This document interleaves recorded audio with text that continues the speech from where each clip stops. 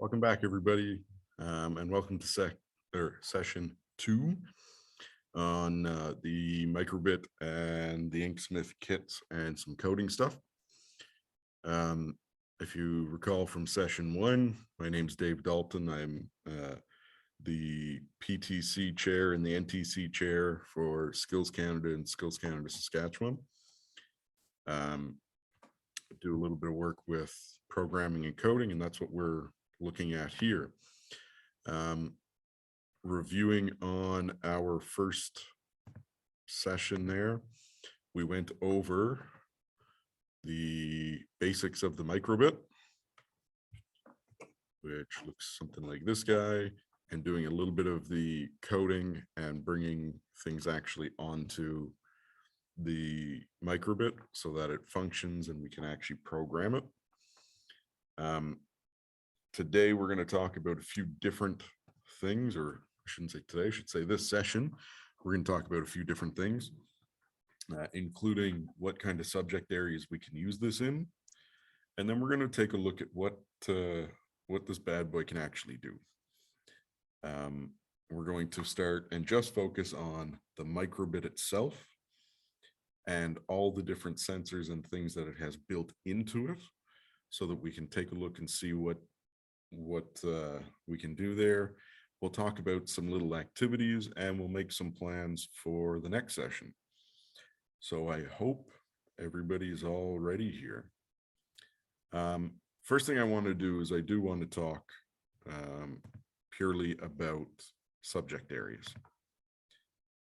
One of the biggest myths, I want to say, is that coding and robotics exists best in the science and technologies, or it exists as a tech sidestep. And that's simply just not true. I can't think of a subject area that I wouldn't be able to incorporate coding and robotics into somehow. Yes, it's super easy if you're talking a computer science based thing, or like a PAA course and doing coding, but it can also integrate into art classes, into ELA classes, into social studies, into horticulture, into, well, the sciences and the maths. I mean, it's quite clear there. So when we go through this stuff, I'm going to try my best to do some non-science and non-math activities, although there will be some integrated in there for sure. But I really want to show you the full potential for things that can actually occur with this. And not just with this, with really any, but this one in particular. We're going to start today with our focus on just the microbit, just this microbit and what it can do. So this guy has a whole lot of built-in sensors, although it doesn't look like it has a whole lot of stuff. This guy has 2 input buttons here, A and B. It has these LEDs, which is a 5x5 matrix of LEDs. It has a built-in light sensor using those LEDs. Up here on the logo, it's actually a touch sensor. And that little hole right there is a microphone sensor, so it can detect sound. We have Bluetooth connections on here. We have an accelerometer and a compass. It has a temperature sensor in here. A lot of different basic sensors built into this guy. And then it has all of these pins down here for add-ons, for things that we can add on to it. We're going to focus on these add-on guys in a later session. Right now, and for this session, maybe even the next session, I want to focus on just what's in here. What's actually in here and what this guy's actually capable of doing by itself. Now I see all of this as a tool, not as a be all end all, but it has a lot of real great capabilities in here. So the first thing I'm going to do is I'm going to get onto the microbit and the make code site here, create a new project, which I'm calling session 2. It starts out with the blank on the start and the forever. And we're going to just take a look at what we can do. Usually when I start with a start, I like it to show something just so we know that it's going there. So I'm just going to put a show icon and maybe a check mark here. This will just let me know, yeah, we're going. But now we want to focus on this forever. See, I'm going to show you all sorts of different things this guy can do. And we're going to start with the input. So on the input here, we see a few different commands, a few different guys right away. Like this guy that says on button A pressed or on shake. We do have an on pin 0 pressed. That deals with these pins down here. We're not going to deal with that quite yet. But we can also see here under the microbit V2, we have an on loud sound. And what else do we have in here? On logo pressed. We can see all sorts of different things here. These are active behaviors. So if something is actually happening, it's going to do this. These don't have to go under the forever block. They're kind of like their own little function. So let's say after we show the icon, we want it to just clear screen. But let's say we're going to push button A, and then we'll make it have the heart. So if we go over to our simulator here, and we can see the heart.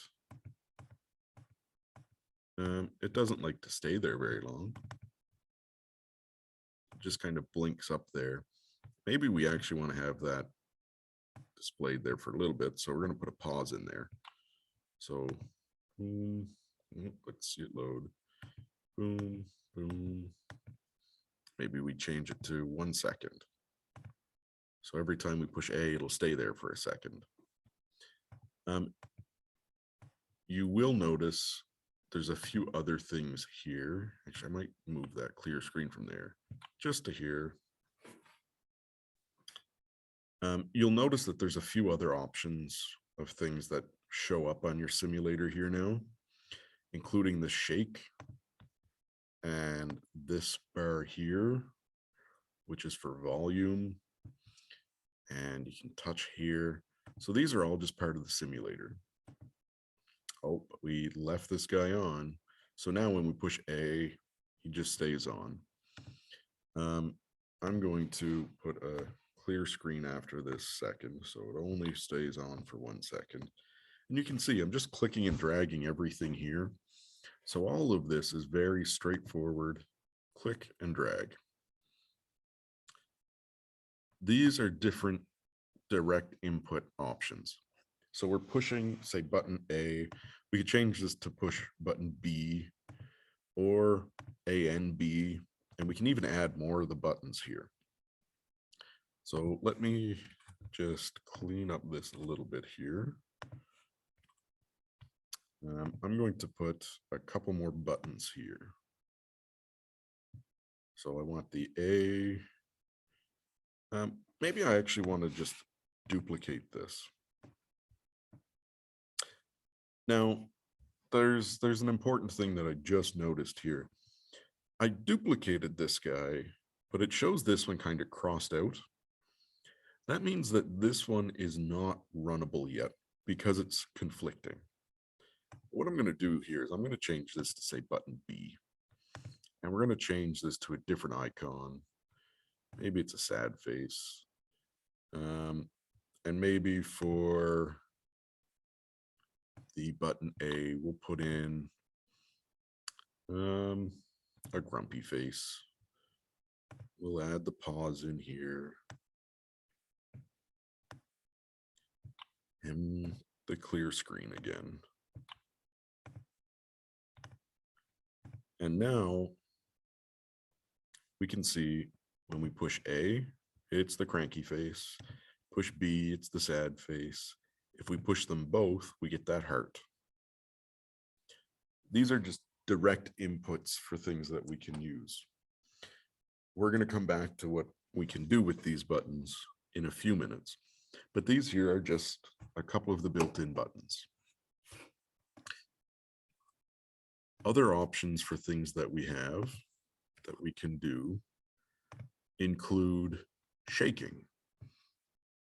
So this guy has an internal accelerometer. We can make it shake. We could also have this with the logo being up, or the logo down, or the screen up, or the screen down, or whatever tilt we want, or even if it hits something.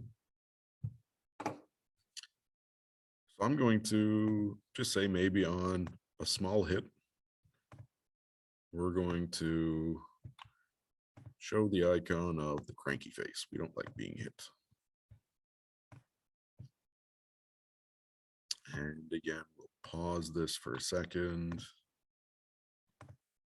and then clear the screen.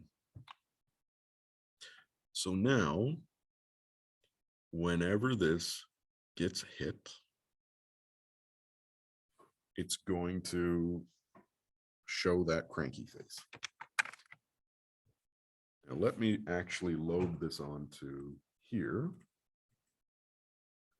so I can kind of show a little bit of what this will do. So again, I'm going to download this guy. We're done the download. We have our microbit here.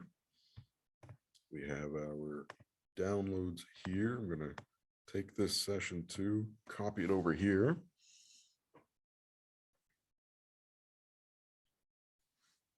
Give it a minute.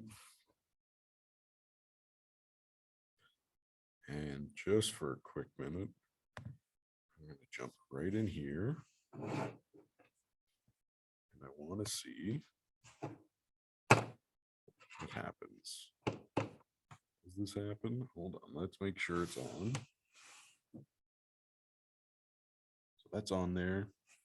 Now we need a cranky face. When it drops and it reaches that acceleration of the 3G in this case, or 3 times gravity, when it hits that and makes that shock, it's the cranky face.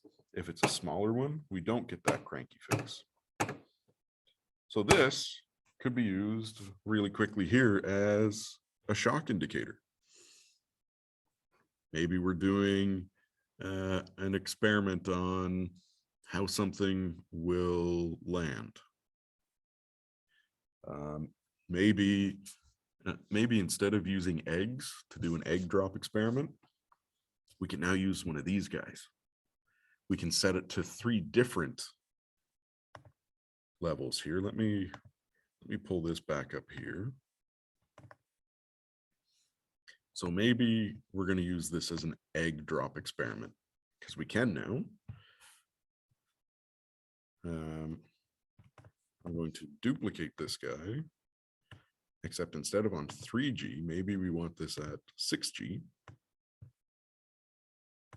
And instead of the cranky face, maybe it's just a little sad face here, and then a medium face here. And then let's duplicate this again for the 8G.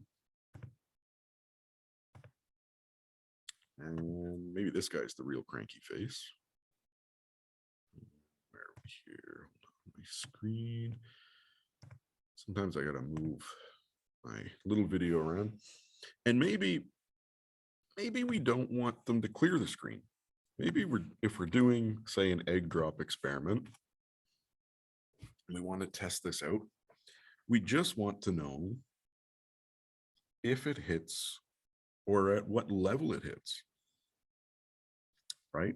Maybe we have a 0G, we don't want it displaying anything. Or maybe we just leave that at the clear screen. Maybe we just leave just the icon there. So when it drops with no issues, it's the check mark. A little bit of force, it's a sad face. A bit more force, it's the kind of wavy face. And the most force, it's a real angry face. So will that work? What will that do? Well, let's do the download here again. The download, I'm going to make sure, let me show my whole screen. Make sure that I'm, oh, not in that one. Let's make sure I'm in the downloads here. I'm going to take this guy. I'm going to open up my microbit. It's all by myself, should be connected right here. Click, click and drag. And now we'll see what happens on here. And you might say, well, aren't we still connected to the computer? Like, how is this going to work? Well, that's where our battery pack will come in. But as it sits right now, we can see the check marks on. A little drop is fine. A bigger drop, oh, we got right up to the 8. So that was a real bad. A little drop. A little bit more. And we have all of these different accelerations and these different ranges. But how would that work in an egg drop? If it's not connected to the computer, how's it going to work? Well, that's where this battery pack comes in. We can connect this right into the battery pack. Oh, we now have a portable little guy to tell us anything. We want to reset it back to normal. So there we go. Little shake. Bigger shake. Maybe much bigger shake. Maybe huge drop. Oh, bigger drop. All this sort of stuff. We can see it here now on this screen for what we're having it do. That is one little thing that we can do just with the built-in sensor on this microbit. And that's just using the accelerometer. We're just getting started here with some of this stuff. So let's go back here. So that's just an example of the accelerometer and what we can do with that. But what other sensors are on here? Well, in addition to the accelerometer and to the buttons, you'll notice a few other things here.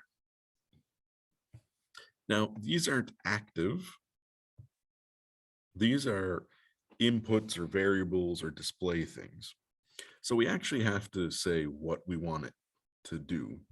But we can see, we can read the temperature, and we can read the acceleration for the different X, Y, Z. We can read light levels. We can even read a compass heading or the shake or the magnetic force or the rotation degrees. All of these are very important things. All of them are very important, and they can show us a lot of things. Now I'm going to start and focus on these round ones, or these rounded off ones. These guys actually give us a set number. So this isn't a comparative thing. This is just showing us what the number is. We have to combine them with something. Maybe I want to, well, maybe I want to have it so that when I push a button,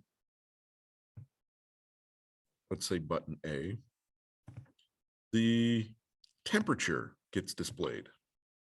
So I'm going to use this show string. That's going to show whatever I put in there, except I'm going to click and drag this temperature into there. So now when I push this button, this A button, it's going to show the temperature. Now that doesn't really help me outright. I first need to actually know what it is I'm showing. So maybe I'm going to go and put temp in here. So it will now say temperature equals, or temp equals. So temp equals, and then it will tell me what the degrees are. In this case right here, we can change this up and change this down. It's not a perfect thing, but it is a very good estimator. It will tell us what the temperature is. So we could turn this guy into a tool that will tell us the temperature. We don't have to put it in button A. I like putting it in button A, but we could just put it in forever. So it will constantly show us the temperature. And we don't necessarily need to put in the full word temp. Maybe we just use T.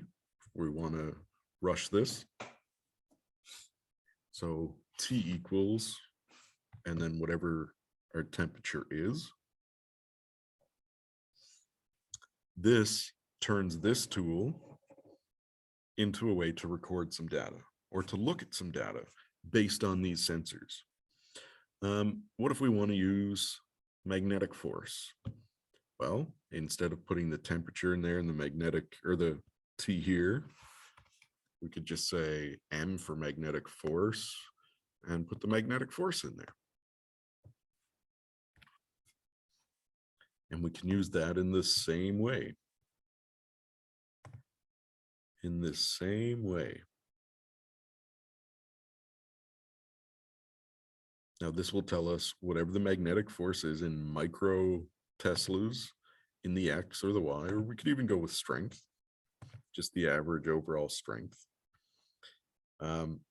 It's another sensor for us to be able to use. How accurate is it? I'm not 100% sure. And these will be a little different based on different things. We could also use the light level. And this will show us a number based on the intensity of light. 0 being nothing, and 225 being the brightest it can possibly get. This allows us to determine a range of the intensity of light. We can also do this for the acceleration or for whatever angle we're using. All of these are inputs that are in here already, that we don't need to add anything on. We can just say, look, here they are. So you might be thinking now,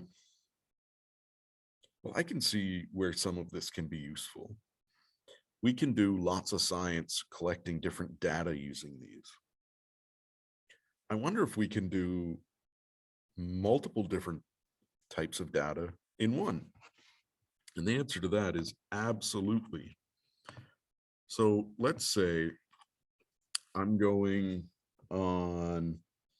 taking my class outdoors, and we want to test some growing conditions. Now I'm selecting that as part of what I would do in my class. I teach math and science and robotics. If I was teaching an ecology unit, which I happen to be doing right now, actually, I would want to take a look at some growing conditions. So what are the things that we want to look at when we're looking at growing conditions? Well, the first thing I want to look at is the light level. And the second thing I want to look at is the temperature. And then I would also have my students collect different plant information or different plant samples from different locations. So I would turn this into a tool that I would take out and my students would use, and we would be able to read the light level and the temperature at a particular time in a particular location, which where we would record. We could take our plant samples there and we could go. Now, how would I do this? I would start with very simple on button A pressed. And I would do the show string for T equals, and then I would show another string for temperature. And then I would duplicate this guy, except instead of A, I would go to B, and I would change from temperature to light level. And I would put L equals. I would likely put something in the start here to make sure we know it's turning on. Something like the classic show string hello. Just lets it turn on. Say, yep, we're on here. We're good to go. And then I would say, okay, let's take a look at the temperature. And then let's take a look at the light level. And we would use this to record some data. And recording that data would then allow us to take it back, and we would talk about what would grow in certain areas, what has better light levels, all sorts of things like that. That's a very simple thing that I would do with my class to integrate it into a science class. Now, what could we do if we wanted, say, a different class? Well, what other inputs do we have here? What other inputs do we have here? Well, we have a shake input. We could use that in a phys ed class. How could we use that? Well, we could make a pedometer. So instead of this and this, we're going to say on shake. And we're going to use something called a variable here. We're going to make a variable and we're going to call it steps. We're going to start by setting steps to 0 at the beginning, but on shake, we're going to increase our steps by 1. So every time it shakes, we'll increase by 1. We're going to put a little bit of a pause in here so it just doesn't increase by 7 for every 1 step. But there we go. We've increased this so that we now have our steps that will count by 1 every time this gets shaken. What can we do then to display it? Well, we could have it displayed constantly. I like to use it with a button. So I would say on button A, we're going to show a string of steps. And then I want them to actually show this string for this variable, say steps. So I'm just going to mimic this shaking a whole bunch. Then we say steps, and it'll show how many steps we've taken. So I clicked at 10 there. We're just simulating a few more steps, seeing what it changes. And here we have some more steps. So we could count this in a phys ed classroom. Isn't that amazing? Isn't that amazing? We can incorporate the activity into science or the science and technology into our activities. What else could we do? Well, you see there's a whole music option here. We could do this with music. We could have it play a little melody at the same time. And we could program it to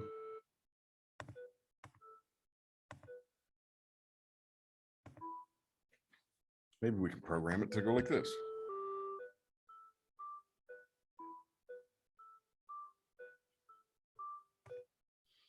We could make our own little song there. We could change the tempo. We could do whatever we like. We could have it playing different songs. So here's some very nice options for things that we could do with this.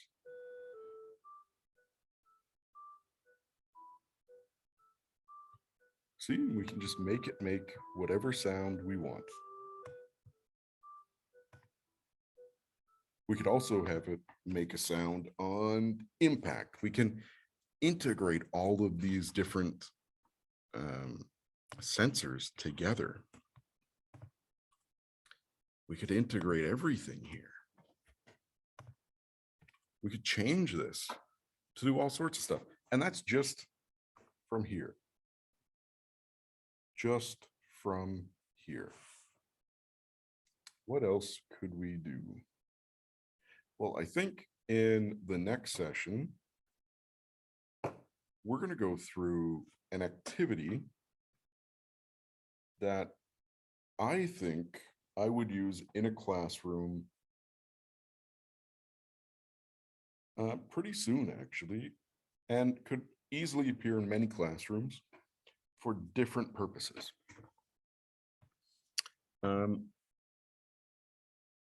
The big point of this session is there's an awful lot of data we can get from here. We can use this as a tool to get all sorts of different information. Now, I do want to point out, we haven't used anything really crazy yet. There hasn't been a need for more equipment. We didn't need any additional parts. All we need for any of this so far is the microbit, the USB cord, and the battery pack. So without even going into these other components yet, we've already got a start to this. And this is where I would encourage you to take a look and see, what are you willing to do? What do you want to try? Look around in the microbits there and play around with different things. Figure out what might work for you or your class, or what you could use it for with whatever you're teaching, and try it. A little activity once a week. You want to record some data, okay? Look, use these guys. Get a little bit of data, throw it in just a little bit in science, or throw it into some phys ed stuff, or throw it into a little bit of art. Maybe you want to make a little dancing thing here. Throw this in and utilize little bits of this. You don't have to worry about crazy equipment yet. And I know when you look at some programs and you look at some robotic stuff, and you can see, man, there's some crazy stuff there. But you don't ever have to jump off the deep end. You start in the shallow, you start with the little basics and small integrations in. It works very well in science classes as a data tool. Works pretty well in any other classes as well for whatever you want. Maybe it's just maybe you want to set it up so that you push one button, it says good, and another button says needs improvement, or both says see me. You know, small little integrations and small steps are where it starts. And I think that's where we're at right now. And that's what I encourage you to do. Take a look at some of these, at some of the abilities in there. You can even use Google and find other activities to do, but play around with it. See what might work for you. In our next session, we're going to take a look at a couple full plans. So in the next session, I'm going to lead, or the next couple sessions actually, I'm going to lead you guys on a couple full activities for different things that I could use, or that I think, or I thought of when I was using some of these things for how I will use it in my class, or how other teachers here might use this. And then once we've done just the microbit and some of that stuff, then we'll get into those larger kits, and we'll see where that stuff can go. Again, here, our next session will be another little video here. If there's any questions, comments, concerns, or queries, you just feel free to contact me at any time, ddalton@icsd.ca. If you need some help, or you're a little confused, or you're not sure what to do, reach out. I have lots of ideas and lots of things that I can help you with. So until next time, have a good one, guys.